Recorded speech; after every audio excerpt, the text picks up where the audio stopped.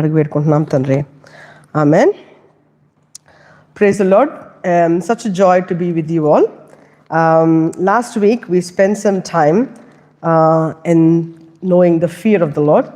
Obviously we will have into languages. How many of you, if you haven't heard that or if you weren't here, if you have time to spend, go back to YouTube and please play that, listen to that, because that is an important message that we all need to listen. Today I wanted to share something about overcoming discouragement. Discouragement Telugulo నిరుత్సాహము కదా. ఈ మధ్యకాల సమయంలో like these days we all are running through some sort of discouragements, I believe. Throughout a couple of weeks that I have seen, I have heard people talk to me, various scenarios that I hear, I realize that people are going through something currently. Okay? Now, the Lord says, this is the day that the Lord has made, we will rejoice and be glad in it. ఇది దినము దేవుడు చేసినది, ఉత్సాహించి మనం దానిలో స్తుతించుదాము అని. That's the way that we should be living. But sometimes the discouragement can take grip of us. కదా. నిరుత్సాహం అనేది మన జీవితంలో కొన్నిసార్లు ఎందుకు మనల్ని అది పట్టేస్తుందో, and how to come out of it, how to overcome that is what I wanted to talk to you, specifically basing on two great, amazing men of God. Manaki Mount Zion logo మీరు చదువుంటారు. I want you all to please pay attention to that logo. It says to make ready a people prepared for the Lord. యోహాను బాప్తిజం ఇచ్చి యోహాను లూకా సువార్త 1వ అధ్యాయం 17వ వచనంలో ఈ మాట రాయబడి ఉన్నట్లుగా మనం చూస్తాం. ఎప్పుడైతే యేసుక్రీస్తు రానై ఉన్నాడో అప్పుడు when Jesus was about to come in his physical form, God sent a messenger before him. In Malachi, he's been disclosed, and this person in Matthew that you see, in Luke that you see, is the messenger who is preparing the way for the Lord. కదా. దేవుని రాకడకు ముందుగా మరి యొక్క దూత ముందు వచ్చి దేవుడు రాకడకి సిద్ధపడండి అని, సిద్ధపాటులో ఉండండి అని చెప్పి సిద్ధపరిచిన వ్యక్తుల్లో మనం చూస్తాం. Now this man, John the Baptist, is a very powerful man of God, a great prophet, and many people thought that he was actually Elijah. How many of you know a man called Elijah? Yeah? Okay. So people thought that Elijah has come back. Why would you think people would think Elijah would come back? Elijah already ఉన్నాడు కదా. మనకి రాజుల గ్రంథంలో we would have seen Elijah living on this earth, right? A great man of God, a great powerful prophet. ఇప్పుడు లూక్లో మనం చూసిన ఇప్పుడు ఆ వాక్యము ప్రిపేర్ ద వే అని చెప్పి బాప్తిజం ఇచ్చి యోహాను గట్టిగా మాట్లాడుతూ అందరినీ పశ్చాత్తాపడమని మరి బాప్తిజం ఇస్తున్నప్పుడు అందరూ ఆయనని చూసి ఇంత పవర్ఫుల్గా మాట్లాడుతున్నాడంటే ఏలియానే కావచ్చు అని అనుకున్నారంట. Why are they thinking that Elia is back? Is there a proof that he's going to come back? Yes, right? So Brother Joseph here, few weeks ago, he was asking, Akka, if you have study of end times, it'll be great. We are going to go through that one day. But if you see, we are in the end times, చివరి రోజుల్లో ఉన్నాము. ఈ అంతకాల సమయంలోనంట దేవుడు ఇద్దరు వ్యక్తులను పరలోక రాజ్యం నుంచి మరలా ఈ లోకానికి నడిపించబోతున్నాడంట. 2 great men of God from the past are going to come, and they are going to prepare the way for the second coming of the Lord. ఆ ఇద్దరు గొప్ప వ్యక్తుల్లో ఒక వ్యక్తి Elijah. Okay? So there are 2 great messengers who are going to return from heaven, meaning that they are in heaven right now. They will come back in the streets of Jerusalem, and they will be proclaiming the word of God in the last days, and they will be killed by the Antichrist. And in 3 days they'll be lying on the streets of Jerusalem. People will be celebrating, and after 3 days they will get the spirit of life back in them, and in front of everybody, andaru chustundaga వాళ్ళ ఆరోహణం అవుతారనే మాటని మనం చూస్తాం. This is in the end times. So this man of God, when he was sharing this great repentance message and baptizing people and all, they thought that this is Elijah. But actually, he was not Elijah. So what do we know about this powerful prophet? If any prophet you can remember, I think Elijah should be the number one prophet that you will remember. Kada? He's a powerful prophet అని చెప్తున్నాను. What do you remember of Elijah? ఎలియా గురించి ఏం గుర్తుంటుంది? ఏదన్నా చెప్పాలంటే first prepare the way. Why is he powerful? What is the difference? There are many prophets, but why Elijah has been like a powerful man? 3 years he declared there's not going to be rain, and after 3 years he prayed and he said there will be rain, and the rain was okay. So he's a normal man doing a supernatural thing, so that was powerful, wonderful. Inka, what else? What else could it be? రాజుల గ్రంథంకి వచ్చేద్దాం. మొదటి రాజుల గ్రంథంలో let's look few versus. Now as we all know, after certain time when Samuel was the prophet and God was speaking through the Samuel the prophet to children of Israel, leading them and taking care of them as the King of Kings, people desired another king, and God brought them Saul, Benjamite. ఆయన తర్వాత దావీదు వచ్చాడు, ఆయన తర్వాత సొలొమోన్ పుట్టాడు, ఆ తర్వాత రెహబోము. అలాగా 8 రాజులు పరిపాలించారంట. ఒక్కొక్క రాజు ఒక్కొక్కళ్ళ కంటే భయంకరులంట. After Solomon all kings were a little bit bad, and then they became worse, and then they became even worse. So when we come to the King Ahab, you see this king has been the most wickedest king in the entire history of Israel and Judah, if you could put together. In that time frame, during the time of King Ahab, he married a woman called Jezebel. Now she has been the most wickedest person. She used to practice spiritism and all that. So she was a Baal worshipper, an adulterer. She was married to Ahab, and this collision or this alliance was horrific for the kingdom of Judah or Israel. So during this time, God sent a prophet called Elijah. ఈ ఏలియాని దేవుడు పంపించి మరి వాళ్ళతో అంటున్నాడు, మీరు చేస్తున్న పనులు ఏంటా పనులు? బాలు దేవుడిని ఆరాధిస్తున్నారు. You are worshipping Baal. You're worshipping different gods and doing all this horrific things. God is not happy with you. So God is going to punish you. And for that, he's going to stop the rain. And he says, you are not going to have a rain coming from heaven for about 3.5 years. నేను చెప్పే వరకు వర్షము పడదు అని గట్టిగా ప్రకటించాడంట. ఆ 18వ అధ్యాయంలో మనకి you will see that you will find that there is this command that there's not going to be any rain. ఈ మాటలు చెప్పి he wanted to prove that God the Father can stop the rain, and God the Father can do everything. There's only one God who rules the heaven and earth, and there is no Baal to be praised or worshipped. అయితే ఏలియా ఈ మాటలు చెప్పినప్పుడు మరి వాళ్ళందరూ కూడా ఆశ్చర్యపోయారు. ఎందుకు అంటే నిజంగానే just as he commanded, 3.5 years there was no rain, and during this time they were doing all sorts of rituals. దేవుడిని వాళ్ళు అనుకుంటున్న దేవుళ్ళని ఆరాధించుకుంటూ ఎన్నెన్నో కష్టాలు పడుతూ ఉన్నారు, కానీ there wasn't any rain. So at this point of time, then Elijah asked everybody to come to a mountain of Carmel. ఇందాక మనం అంత్య దినాలలో పాట పాడుతున్నప్పుడు కర్మేలు కొండపైన అనే పాట మనం పాడుకున్నాం కదా. కర్మేలు కొండపైన జరిగింది ఏంటో తెలుసా? All the people were invited. All the prophets of Baal were invited.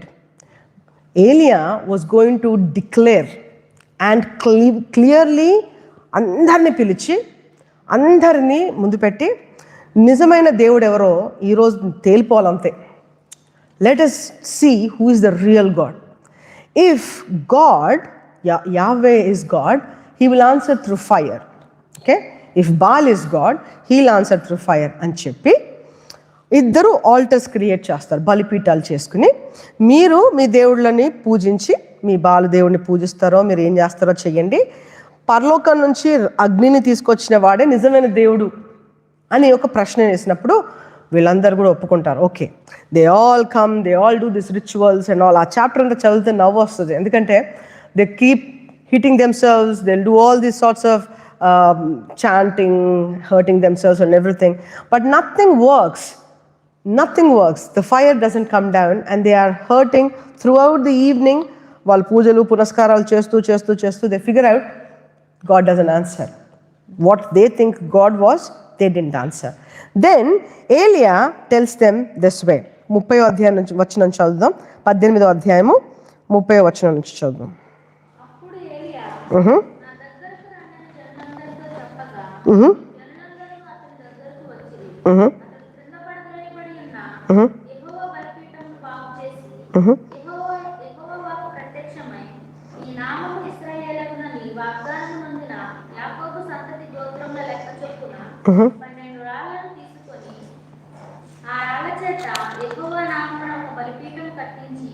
దాని చుట్టూ 2 మానికల గింజలు పట్టునంత లోతుగా కండతో ఒకటి త్రవ్వించి కట్టెలను క్రమంగా పేర్చి ఎద్దును తునకలుగా కోసి ఆ కట్టెల మీద ఉంచి జనులు చూచుచుండగా మీరు 4 తట్ల నిండా నీళ్లు నింపి దహన బలి పశుమాంసం మీదను కట్టెల మీదను పోయడని చెప్పింది. సరిపోయిందమ్మా. ఇక్కడ జరుగుతుంది ఏంటంటే, మరి మార్నింగ్ నుంచి సాయంత్రం వరకు కూడా మరి ఆ బాల్ దేవుళ్ళను whoever were worshippers of Baal, all the prophets were doing all the rituals and everything, while Elijah was mocking them and saying, well, if your God is real, let him bring the fire. They were not able to do that. They gave up and saying, that's it, our God is not a real God. Now they were looking at Elijah. Now at the time when they're looking at Elijah, what did he do? పడిపోయిన ఆ బలిపీఠాన్ని, యెహోవా బలిపీఠం అక్కడ already ఉంటే దాన్ని పడేశారంట. they have destroyed it. He put it back on. He got the bull and put it on the top, dressed it properly and asked them to put water on top of it and drench it with the water. And now in the chapter, if you look, he says, he prays and ప్రార్థన చేసి ఆయన ఒక్క మాట అంటున్నాడు చూడండి, 36th verse.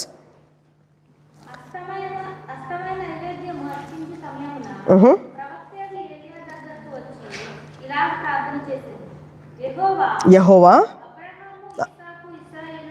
Abraham ఇస్సాకు ఇశ్రాయేలీయుల దేవా, ఇశ్రాయేలీయుల మధ్య నీవు దేవుడవై ఉన్నావనియు నేను నీ సేవకుడనై ఉన్ననియు ఈ కార్యములన్నీయు నీ సెలవు చేత చేసితినని ఈ దినమున కనపరచుము.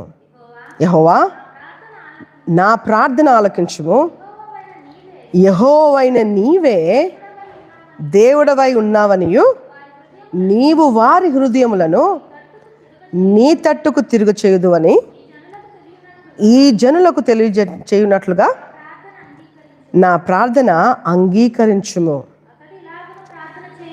అతడు ఇలాగు ప్రార్థన చేయుచుండగా యెహోవా అగ్ని దిగి దహన బలి పశువులను, కట్టెలను, రాళ్లను, బుగ్గిని దహించి కందకమందున్న నీళ్లను ఆరిపోయి చేసెను. The word of God says that while Elia was praying to the Lord, God of Abraham, God of Isaac, God of Israel, let it be known this day that thou art God in Israel, that I am thy servant, and I have done all this at thy word. Hear me, O Lord, hear me, that this people may know that thou art God, the Lord, and thou hast turned their hearts back again. So then the fire of the Lord fell, consumed the burnt or sacrifice, the wood, the stones, the dust, and licked up the water that was in the trench. Hallelujah. Carmel పర్వతం మీద ఏలియా ప్రవక్త 450 మంది ప్రవక్తలు బాలుదేవుడు అని ఆహాబు జెజబేలు ఆ విగ్రహారాధనలో భయంకరమైన విగ్రహారాధన చేస్తున్నందున వాళ్ళందరికీ తెలియపరిచింది ఏంటంటే, my God Yahweh God is the God of Israel, and I'm going to prove you that. So on the top of the mountain, he brought that burnt sacrifice. He put water on top of it. Now he's praying, Lord, tell them that I am your servant and I'm doing it by your word. As soon as he prayed, boof, The fire came from heaven. It drenched everything. It took up the sacrifice. It burnt everything. So everybody was shook up. ప్రతి ఒక్కళ్ళు అది చూసినప్పుడు ఆ దృశ్యం ఒక్కసారి ఆలోచించండి. కొండ మీద ఉన్నారు మీరంతా, గంట దినమంతా వాళ్ళు ప్రార్థనలు చేస్తే ఏమవ్వలా, ఒక్క ప్రార్థన, ఏలియా ఒక్క ప్రార్థన చేసి I have praying it in your name lord show them అనగానే పైనుంచి డబ్బని ఫైర్ రావడం ఏంటి? That fire must have brought fear in their lives, right? Hallelujah. Instantly they realize that there is only one God and that God is Yahweh God. Amen. అయితే ఆ తర్వాత ఆయన చేసింది ఏంటంట తెలుసా? ఆ అధ్యాయంలో if you look at that verse in 40th verse, he took the prophets of Baal, let none of them escape, and they took them. Elijah then brought them to the brook Kishon and slew them there. వాళ్ళందరినీ హతము చేస్తాడంట. ఒక్క ప్రవక్త 450 మంది ప్రవక్తలను దేవుడు ఎవరా అని నిరూపించిన తర్వాత ఒక్కళ్ళని విడిచిపెట్టకుండా, not even a single person escaped. He hold them, he killed them and he said that there is only one God. So do you think he's a powerful man of God or not? ఆయన బలమైన వ్యక్తా కాదా? బలమైన వ్యక్తి. ఆకాశం నుంచి అగ్నిని రప్పించగలిగిన బలమైన వ్యక్తిగా మనం చూస్తున్నాం. అదే అధ్యాయంలో 3.5 సంవత్సరాలు వర్షము పడదు అని ఎలాగైతే అన్నాడో, 3.5 సంవత్సరాలు అయిపోయిన తర్వాత ప్రార్థిస్తున్నాడు, ప్రభువా టైం అయిపోయింది, now I'm praying, I want you to let the rain come down. Now he goes and challenges Ahab and says, ఇక్కడ చూసావు కదా, you have seen that God the father, God యెహోవా is the God of Israel, go eat, get ready, the rain is going to come. Challenge చేస్తున్నాడు Elisha. He challenged Ahab. He says go and eat and the rain is going to come. So he goes, and now not just because he said something, నేను ప్రాఫిట్ని, నేను అనగానే జరిగిపోవాలి అని కాదు, ఏం చేశాడంట తెలుసా? కొండ మీద వెళ్ళిపోయి మళ్ళీ ప్రార్థన అనే ఒక పొజిషన్ తీసుకొని మోకాళ్ళుని మరి ఆయన ప్రార్థన చేస్తూ ఉన్నాడు. ఈ అధ్యాయంలో 7 మార్లు అంట ఆయన దగ్గర ఉన్న ఒక సేవకుడిని వెళ్ళి చూడమని చెప్తాడంట. 43వ వచనం చూద్దామమ్మా. తర్వాత అతడు తన దాసుని పిలిచి, నీవు పైకి పోయి సముద్రము వైపును పోయి చూడగా, వాడు వెనకెక్కి పారచూచి ఏమీ కనబడలేదనగా, అతడు ఇంకా 7 మార్లు పోయి చూడుము అని చెప్పాను. ఇక్కడ చూడండి, ఆహాబుతో ఆల్రెడీ ఆయన ఛాలెంజ్ విసిరాడు అని అంటున్నాడు, I have killed your 450 ball profits, you saw that God is the only God. Now you go home, you feed yourself, eat, because soon the rain is going to come. He said that. Now he's going to the mountain and praying. And while he's praying, he's asking his servant, go and see if you see something on the top of the sea. ఆయన 6 సార్లు పంపించాడు ఆ బాలుడిని. ఏమీ లేదయ్యా, nothing. ఏలియా is not giving up. You know, when we pray, generally what we do, will pray once, ప్రభువా ఈ పరిస్థితి ఉంది, నేను ఇది తొలగించేసే, లేకపోతే ప్రభువా నాకు ఈ ఆర్థిక సహాయం కావాలి ఇచ్చేసేయి, లేకపోతే ఇదిగో నాకు స్వస్థత కావాలి ఇచ్చేసేయి అని ప్రార్థన చేశాం కదా, నమ్ముకుందాం సరిపోయింది అని వెళ్ళిపోతాం. ఏలియా చెప్పి వచ్చాడంటే ఖచ్చితంగా he knows it is gonna happen, but is not taking it for granted. He is actually kneeling down, praying until he sees a result here. Okay, so 6 times he sends his servant, nothing he says, go back again, and he's praying. And on the 7th time, and it came to pass the 7th time that he said, behold, there ariseth a little cloud out of the sea like a man's hand, and he said, go up, say to Ahab, prepare thy chariot and get thee down, and the rain stop thee not. Telugulo chadamma. ఏడవ మారతను చూచి, అదిగో మనిషి చెయ్యంత చిన్న మేఘము సముద్రము నుంచి ఎక్కుచున్నదనెను. అప్పుడు ఏలియా, నీవు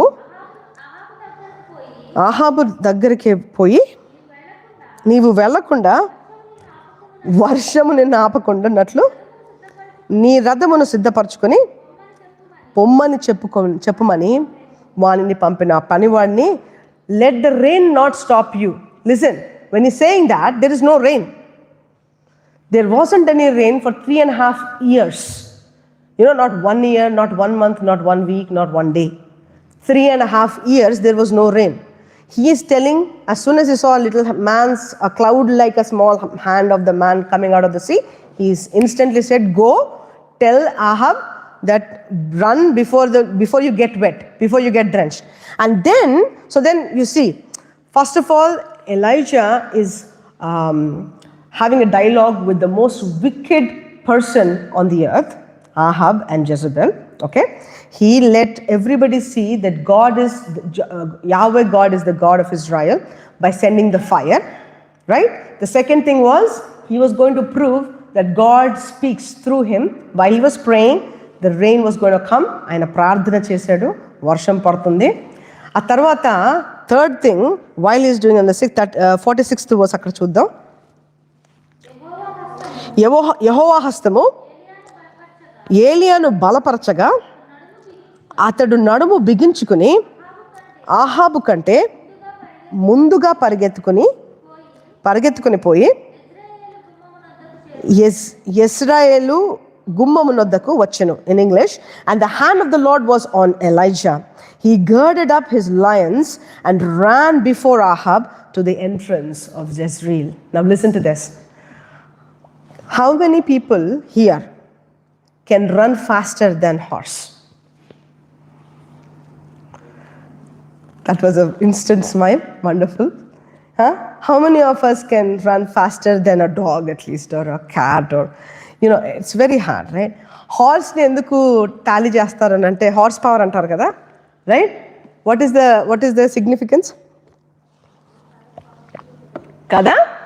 So ఏలియా ఆయన ఆహాబుతో మాట్లాడమని చెప్పి ఆయన సేవకుడిని పంపించి ఆయన నడుము కట్టుకుని ఏం చేస్తున్నాడంట తెలుసా? ఆయన చారియట్, ఆయన రథము వెళ్ళే ముందు పరుగు పెట్టి ఈయన కంటే ముందుకు వెళ్ళిపోయాడంట. The spirit, the other day we were talking about 7 spirits of the Lord. The spirit of might and power was upon Elijah. When I say Elijah was a great prophet, a powerful prophet, everybody were able to see how amazing this man was. So people are not taking him like a normal man. People are taking him like an extraordinary man. Mind blow అయిపోతుంది నాకు అన్నట్టుగా కదా. So James chapter 5, we'll see there, ఏలియా ఇంత గొప్ప వ్యక్తి కదా. మరి జేమ్స్ అంటే ఎవరు? యేసుక్రీస్తు half brother. He wrote this and he's saying something like this. యాకోబు పత్రిక 5వ అధ్యాయం 17వ వచనం. యాకోబు పత్రిక 5వ అధ్యాయము 17వ వచనం.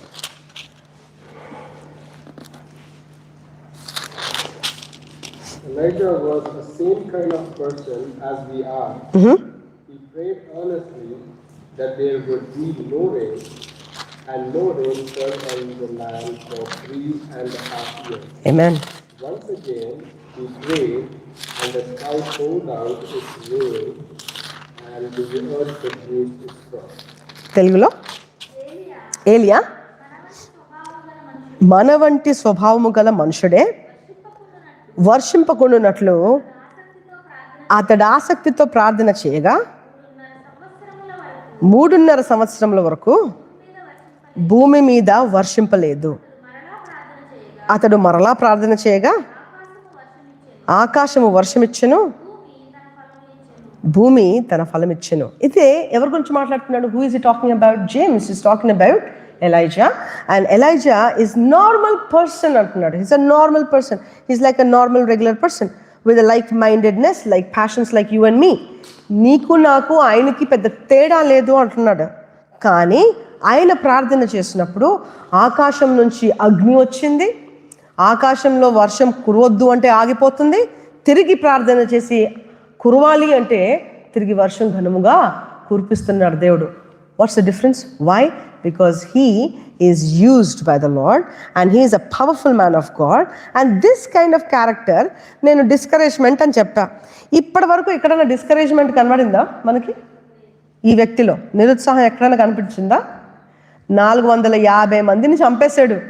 పవర్ఫుల్ మ్యాన్ ఆఫ్ గాడ్, ఫైర్ని పైనుంచి పంపిస్తున్నాడు, వర్షాన్ని ఆపుతున్నాడు, వర్షాన్ని కురిపిస్తున్నాడు. There is nothing nothing can stop him right now. But we'll go into chapter 19 now. 1 Kings chapter 19 verse 1. Let's read. ఏలియా చేసినదంతయ్యను అతడు ఖడ్గము చేత ప్రవర్తలందరినీ చంపించిన సంగతియు ఆహాబు యెజబేలునకు తెలియజెప్పగా. తెలుగులో చదువుదాం. Ahab told Jezebel. Now who is Jezebel? Ahab's wife. The one who is the horrible person. He's telling his wife. What is he saying? All that Elijah has done. What did he do? He took the prophets, 450 number of them, and slain them with the sword. He let the fire come down. He let the rain come down. So this man is a powerful man of God. Now what she does is a different thing. Now let's see what she says. Verse 2. యెజబెలు ఒక దూత చేత ఏలియాకు ఈ వర్తమానం పంపించెను. రేపు ఈ వేళకు నేను నీ ప్రాణమును వారిలో ఒకని ప్రాణము చేయని వలన ప్రాణము వలె చేయని ఎడల దేవుడు నాకు గొప్ప అపాయము కలగజేయును. ఎవరు అంటున్నారు ఈ మాట? Yes, Jezebel. In English, it's like this. Then Jezebel sent a messenger unto Elijah, saying, so the gods do to me, and more also, if I may not thy life, as the life of the one of them, by tomorrow about this time. తిను ఈ మాట వింటుంది. ఏమని వింటుంది? 450 మంది బాలు ప్రవక్తలను చంపిన ఒక ప్రవక్త ఉన్నాడు. ఆ ప్రవక్త అగ్నిని నడిపించాడు, ఈ ఆకాశం నుంచి నీళ్లు కురిపించాడు, అంటే వర్షం కురిపించాడంటే okay fine, you might have done that, but tomorrow by this time, she saying that to Ahab, tomorrow by this time I will kill that man just like he killed the 450 people. Who is this woman who is talking? She is not talking from her own power, obviously. Elagaithe Elia is working through the power of God, right? Just as Elijah was working through the power of God, Jezebel, on the opposite, is being used by the spirit medium, and she is trying to contradict this and trying to say, oh no, whatever he did, but by tomorrow at this time, whatever happened to those prophets will happen to Elijah. Should Elijah be scared? Why should he not be scared? Because he serves the Lord God of heaven and earth, right? Prove చేశాడు కదా. Baal is nobody, God the Father is everybody, and God the Father is the only God అని చెప్పి. But that powerful prophet called Elijah, అంత గొప్ప ప్రవక్త, అంత గొప్ప కార్యాలు చేసిన, అగ్నిని తీసుకొచ్చిన ఆ గొప్ప ప్రవక్త భయపడిపోయాడంట. Not just being scared of what she said, but he was discouraged to the point that he's now thinking, my goodness, I was standing there, I was telling everybody that you are the Lord, and I am the only prophet left in Israel, righteous man who is left in Israel, and in that one person also that woman is going to kill me. So he was a little bit down. ఇప్పుడు చూడండి 4వ వచనం చూద్దాం. అందులో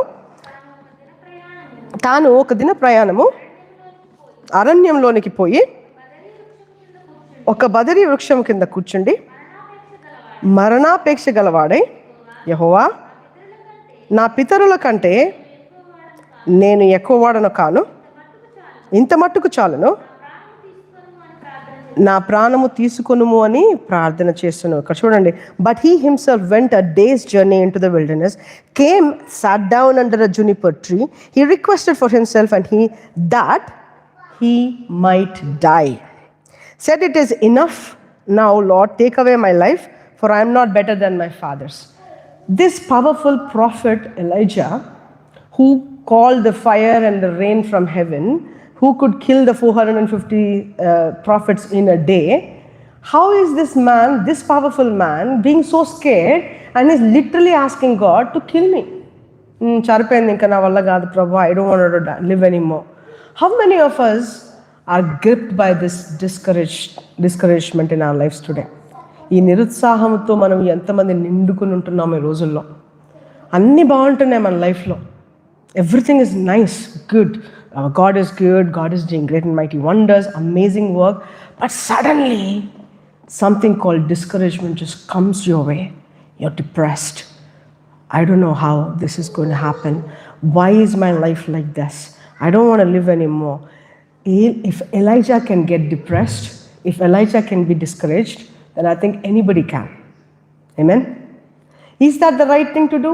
Maybe not. But what I'm trying to say is anybody can be discouraged. Moses ఉన్నాడు. ఎంతమందికి Moses తెలుసు? We all know the leader Moses.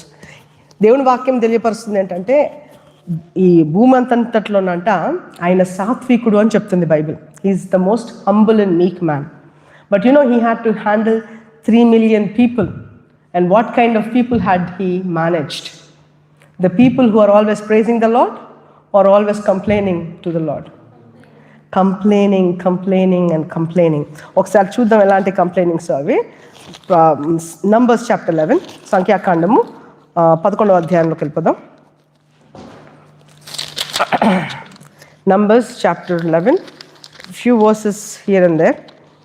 Let's read 4th verse, 4 and 3. 11వ అధ్యాయము 4-5 వచనాలు.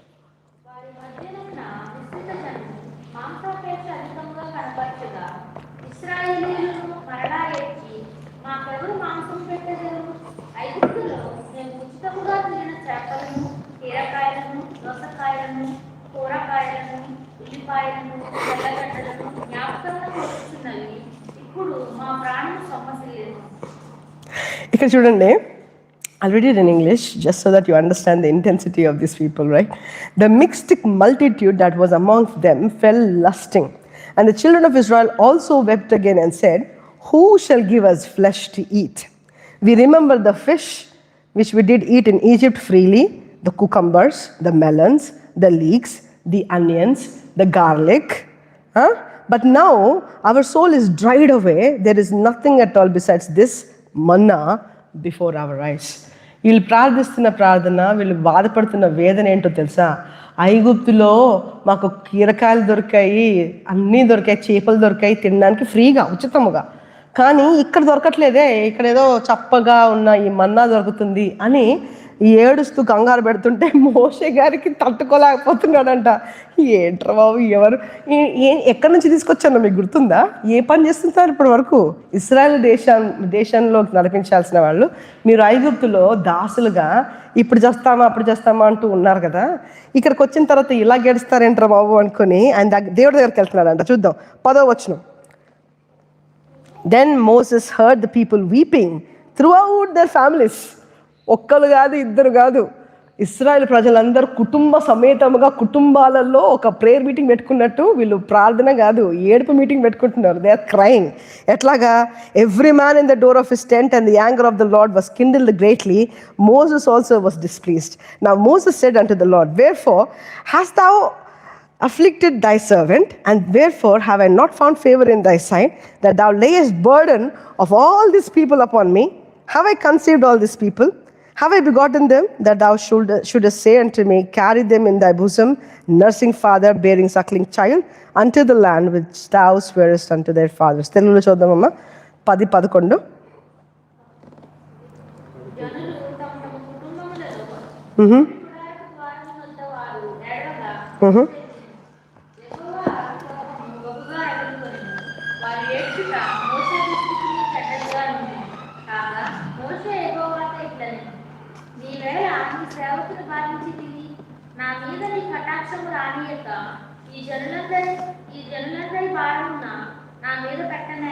అని బాధపడుతున్నాడు.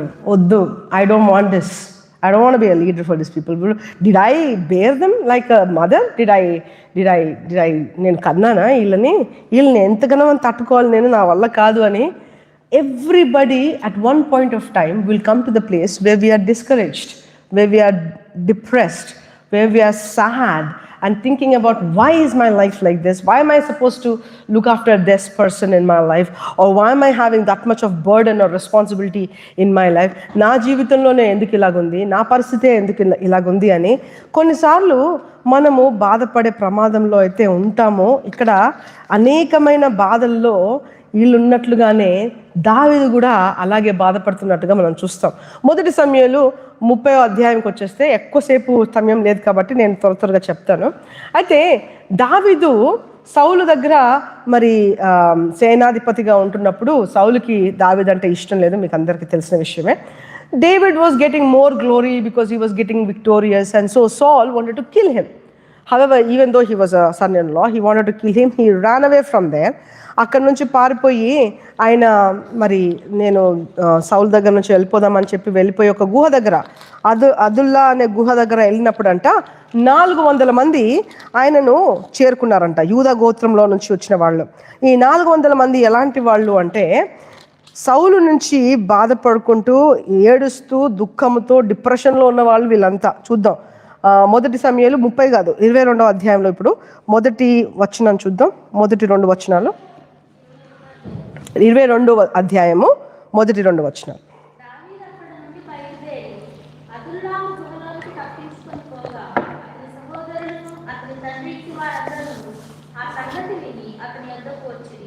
మరియు ఇబ్బంది గల వారందరూ, అప్పులు చేసుకున్న వారందరూ, అసమాధానంగా నుండి వారందరూ అతని యొద్ద కూడుకొనగా అతడు వారికి అధిపతి ఆయను.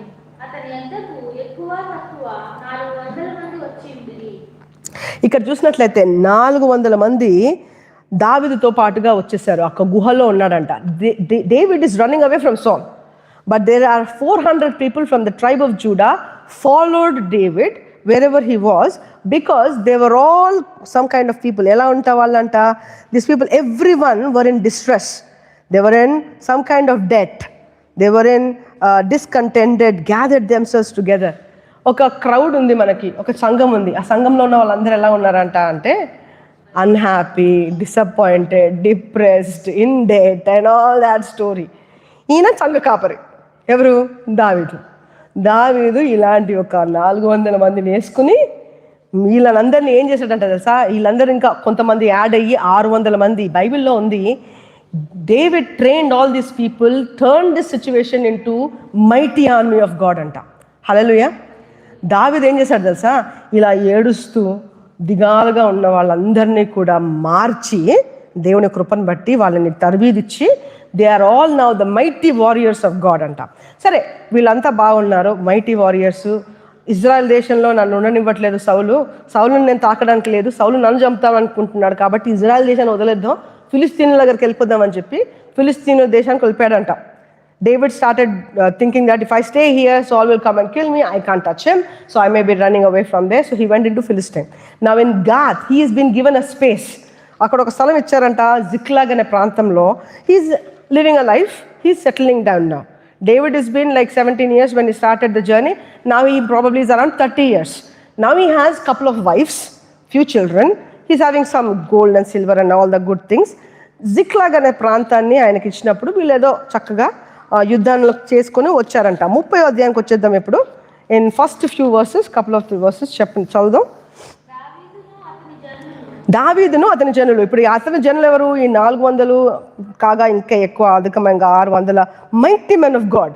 వీళ్ళు యుద్ధం చేసుకొని తిరిగి వస్తున్నారంట. ఏమైంది? 3వ దినమున జిక్లాగునకు వచ్చి అందులో అమాలేకీయులు దండెత్తి దక్షిణ దేశము మీదకును సిక్లాకు మీదను పడి కొట్టి దానిని తగులబెట్టి గనులనేమి అల్పులనేమి అందులోనున్న ఆడువారినందరినీ చెరపట్టుకొని చంపక వారిని తీసుకొని వెళ్ళిపోయి ఉండిరి. ఇక్కడ చూసినట్లయితే David and his men came into Ziklag on the 3rd day, and the Amalekites had invaded the south, Ziklag, and smitten Ziklag and burnt it with fire, and taken the women captives. They were in there, slew not any, either great or small, but carried them away and went on their way. అయితే దావీదు అనుకుంటున్నాడు, see, I am done. I started my journey around 17 when I was trying to be in Saul's kingdom. But Saul is trying to chase me out. I am now safe in Ziklag in Philistine. Nobody is going to touch me. I am enjoying my life అని settlement అయిపోయింది నాది, ఇంకా ఇలాగే హ్యాపీగా బతుకుదామని అనుకుంటున్నాడు. He's thinking like that. But just when he's thinking that, by the time he came back after a small battle or whatever, comes back to see everything he's built is all gone. Some people has come, Amalekites, they have come, they burned the place, they took all their children and all the money and all their women and they went away. And at this point of time, third verse if you see, so David and his men came to the city, behold it was burnt with fire, their wives and their sons and daughters were captives. Then David and the people with them were lifted up their voice and wept until they had no more power to weep. 4వ వచనము తెలుగులో చదువు.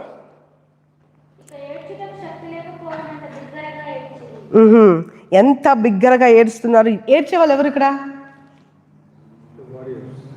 The mighty warriors of David. David is crying and mighty warriors are crying. చిన్నప్పటి నుంచి మనం నేర్పిస్తాం కదా అబ్బాయిలకి, you can't cry, boys don't cry, only girls cry. If you are crying you are like acting like a girl అంటారు కదా. These are mighty men, not normal people. These people are healing the giants. Suddenly they come back, they lose everything, all their family members are gone, their homes are attacked. Instantly they don't have any energy left. They are crying to the extent that they don't even have power to weep. కంట్లోకి వెళ్ళి నీళ్ళు రావడం కూడా అంటే అంత భయంకరంగా ఏడుస్తున్నారు. ఎవరంట? అమ్మాయిలా అబ్బాయిలా? So that doesn't mean that అబ్బాయిలకి కష్టాలు రావు, అబ్బాయిలు డిస్కరేజ్ అవ్వరు, డిప్రెషన్లోకి వెళ్ళరు. This is all not the story. I think we all understand that we all go through the emotions, right? Right now David and all his people are crying with no more power left. They are crying, they are all in that great distress, and David was greatly distressed, for the people spake.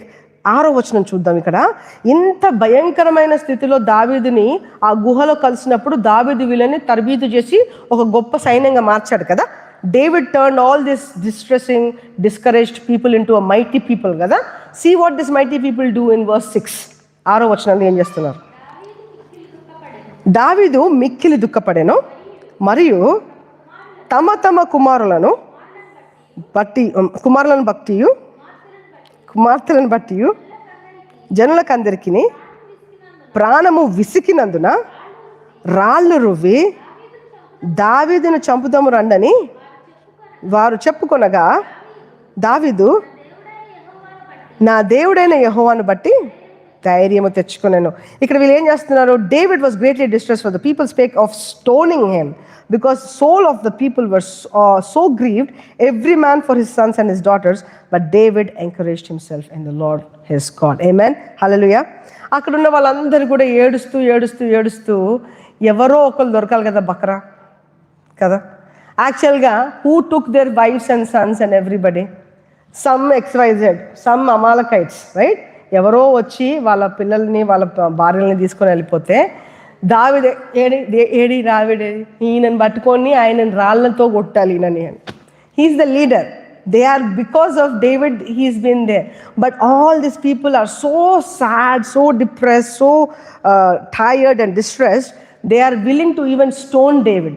But you know what? David is not taking it personally. David is turning that situation around. Amen. So what am I trying to say? Does anybody here go through this gripping of discouragement? నిరుత్సాహము అనే ఒక పరిస్థితిలో మనం ఎప్పుడైనా వచ్చున్నామా? ఇప్పుడైనా ఉన్నామా? ఏదో ఒక రకమైన ఇబ్బంది, ఇది ఏమో నేను చేయగలుగుతానో చేయలేనో, maybe I will get it or maybe I won't get it, I don't know how I will cope with this and all this kind of thing. Everybody will come across this phase where we'll go through that place, right? Devil's greatest tool is to discourage you and me. But you know what? How we overcome is how David overcame. How did David overcome this discouragement? He encouraged himself. దావీదు ఏం చేశాడంట? ఆయన ప్రోత్సహించుకుంటున్నాడు, దేవుడిని ధైర్యపరచుకుంటున్నాడు. ఆయన అంటున్నాడు, ప్రభువు నాతో ఉన్నాడు, ఇప్పటి వరకు నా జీవితంలో ఎన్ని కార్యాలు చేశాడు కదా, ఇప్పుడు నేను బాధపడాల్సిన పనేముంది? 42వ కీర్తన చదువుదాం త్వరగా. 42 Psalms.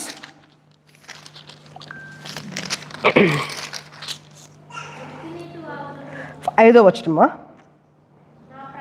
నా ప్రాణమా నీవేళ కృంగియున్నావు, నాలో నీవేళ తొందరపడుతున్నావు. దేవుని యందు నిరీక్షణ ఉంచుము. ఆయనే నా రక్షణకర్త అనియు నా దేవుడనియు చెప్పుకొనుచు ఇంకనూ నేను ఆయనను స్తుతించెదను. నా ప్రాణమా నీవు ఏల కృంగి ఉన్నావు, నాలో నీవేళ తొందరపడుచున్నావు.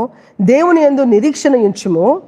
ఆయనే నా రక్షణకర్త, ఆయనే నా దేవుడని చెప్పుకొని ఇంకను నేను ఆయనను స్తుతించుదను. Why are you cast down my soul, why are you disquieted? Hope thou in God, for I shall yet praise him for the help of his countenance. If we are going through discouragement right now, if we are going through anxiety and depression right now, if we are undergoing that similar situation what David has gone through, how Moses is feeling, how Elijah is feeling, and if you and me are going through the same sort of sadness in your life, no matter what that is, whether it's in your job, doing the same old thing, be it in your relationships, be it in your family, no matter what that situation is right now, we try to overcome that discouragement by going and laying down in front of the Lord and saying, Lord, you are there for me. నువ్వు నాతో ఉన్నాక ఇదంతా ఏంటి ప్రభు, నాకు అవసరం లేదు. I don't mind what's going on with me, but I'm going to completely surrender because you are my redeemer. You are the one who will lift me up. ఆయననైనా ప్రోత్సహించుకుంటున్నాడు, ఆయననైనా ధైర్యపరచుకుంటున్నాడు. మనతో మనం మాట్లాడుకోవాలంట.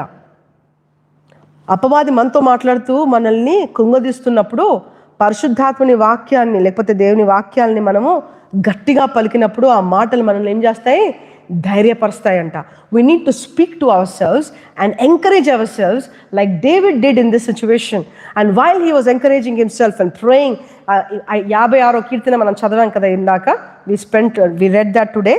That verse was the time he wrote it exactly at this particular moment when he lost everything. He lost everything. He prayed to God, Lord, you are with me, you have been with me. He has trained all those people, but they were willing to stone this guy. He could have said the same thing to God and said, Deva, enduku tandri, why did you bring me here and then make me lose everything like this? He can question, right? Job could have said, Job, God, you gave me everything and then in one day you took everything. What on earth is happening? He could have questioned God. But instead, Job bowed down and worshipped and said, దేవుడిచ్చును దేవుడు తీసుకును, ఆయన నామానికి స్తుతులు అని ఆయనని ఆరాధించగలిగాడు.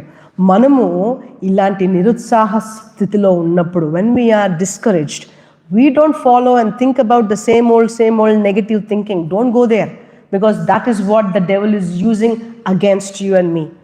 What do? We encourage ourselves. We say, Lord, you are God who will protect me. I don't have to fear for a man. ఈ పరిస్థితికి నేను భయపడాల్సిన పని లేదు నాయనా, నువ్వు నాతో ఉంటుండగా నాకు ఏ అవసరం లేదు అని ఆ పరిస్థితిలో నువ్వు స్తుతి అర్పణ చెల్లించగలిగితే, if you can give that praises back to him, you know what, you overcome the discouragement. Amen. నీకు బాధ అవుతుంది, నీకు కష్టం కలుగుతుంది, ఇప్పుడు ఇది కరెక్ట్ పరిస్థితి కాదు, ఈ డబ్బులు లేని పరిస్థితి ఏంటయ్యా, ఈ చిక్కులు ఏంటయ్యా, ఈ ఉద్యోగం లేని పరిస్థితి ఏంటయ్యా, ఈ పరిస్థితిలో మనము కృంగిపోతున్నప్పుడు దేవుని వైపు చూసి, ప్రభువా నీకే మహిమ, నీకే స్తుతులు అని ఆ స్తుతి అర్పణ సమర్పించగలుగుతున్నామా? Job surrendered. David encouraged himself. Elijah thought that this was the end of him. ఆయన అంటున్నాడు, నన్ను చంపేసే ప్రభువా అంటున్నప్పుడు దేవుడు ఏం చేస్తున్నాడు తెలుసా?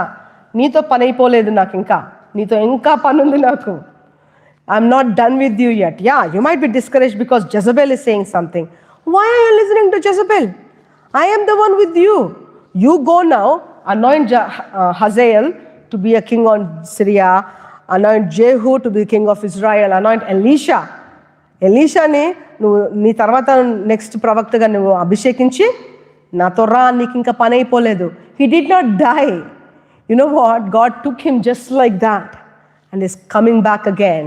అంత్య దినాలలో తిరిగి రానే ఉన్నాడు.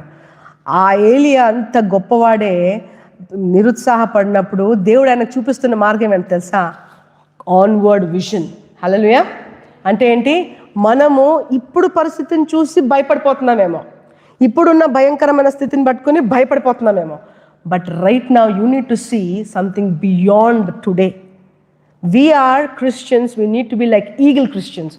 Don't just worry about what is happening right now. God is bringing these things to make it great effort for you. ఇప్పుడు జరుగుతున్న ఈ భయంకరమైన పరిస్థితిలో when David was there, lost everything, when God, he prayed, he encouraged in the Lord, and when he prayed, you know what, 3 days from there, అక్కడ నుంచి 3 రోజుల తర్వాత, అంటే ఆయన వెళ్ళి ఆ కోల్పోయిందంతా కూడా దేవుడి వాక్యం ప్రకటిస్తుందని తెలుసా, మొత్తం అంతా తిరిగి తీసుకొచ్చుకున్నాడంట. He recovered everything, and not just recovered what he lost, he also got more spoil from the Amalekites. వాళ్ళందరినీ హతము చేసి వాళ్ళ దగ్గర ఉన్న ధనాన్ని కూడా తీసుకొచ్చి, వీళ్ళు కోల్పోయిందంతా వాళ్ళ మనుషులని, వాళ్ళ పిల్లల్ని, వాళ్ళ భార్యల్ని అందరినీ తీసుకొచ్చి దేవుని గణపరుస్తుండగా, ఈ క్రమంలో ఇశ్రాయేల్ అంతటికి కూడా దేవుడు రాజుగా నిలబెట్టాడంట దావీదుని. హల్లెలూయా. గుహాలలో తిరుగుతున్నాడు. He was running in a cave, from cave to cave is running. But after this situation where he lost everything, he was going to be stoned by people. When he encouraged himself in the Lord, that discouragement left him. Not only did he recover everything, but he got more than that. And not just that, he became the king of Israel. Hallelujah. Ee rojuna discouragement, if you are going through a discouragement, if you are going through tough time, then remember something great is going to come your way. Depends on how you respond to that. యోబు ఏ రకంగా ఆయన ప్రతిస్పందించాడో దాన్ని బట్టి 2 అంతల అభిషేకాన్ని పొందుకున్నాడు. అవునా?